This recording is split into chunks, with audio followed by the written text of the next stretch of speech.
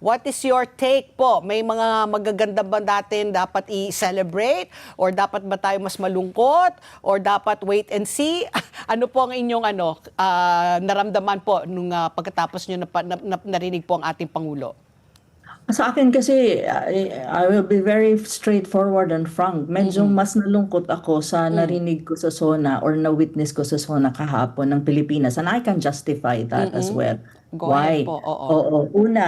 Unang-una, kasi ako, if you understand the governance to a greater extent, and if you understand what you call, planning. Kasi lahat naman maliit, malaki, gobyerno o hindi, nagkakaroon ka ng strategic planning, di ba? Tapos may target goal ang isang organization or especially as a country. So every administration may tinatawag kang flagship programs at may planning. Ano ang gusto mong ma-achieve at the end of your term as president? So ang observation ko kasi sa Marcos administration, from first SONA niya until kahapon na SONA,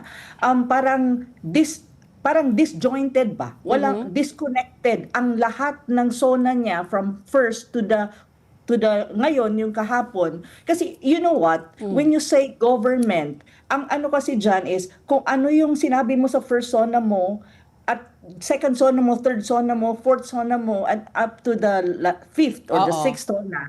Dapat kasi ang SONA mo magbi-build ka. Every SONA kasi, you present the achievement of your administration based on the previous SONA at ano yung na-achieve. And from there, you will follow through at what else can be done specifically dun sa mga hindi pa na-achieve based on the achievement ng isang administrasyon. But what is happening in the SONA or even in the administration of Marcos Jr. ay walang ganon. Hindi sila nag-build dun sa supposedly previous achievement nila, which is even a questionable kung mayroon nga ba.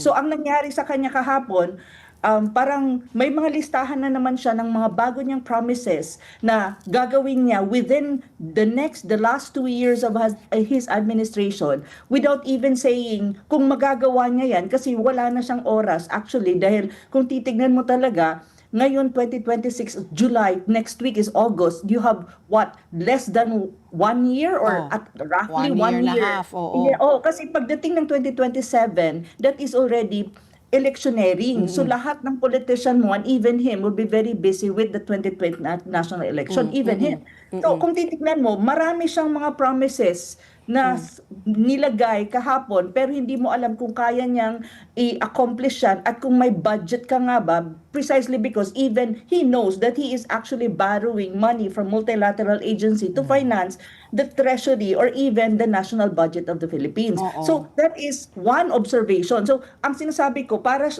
yun ang problema talaga ng administration na to. They are disconnected from the realities on the ground at even yung kanilang mga programa from first sa una niyang SONA until now, hindi mo makita yung connection at saka yung progression. Kasi you're supposed to progress from all of your plans na nilaid ground mo from the first SONA until the end of your term. Yun yung problema ni Marcos Jr. At saka mayroon kang sense na parang may disconnect, alam mo, from the realities on the ground and yung mga sinasabi niya at ang mga programa niya. Parang sabi ko, ano bang nangyari sa kanya? Para siyang nasa alapaap, para siyang nasa hangin.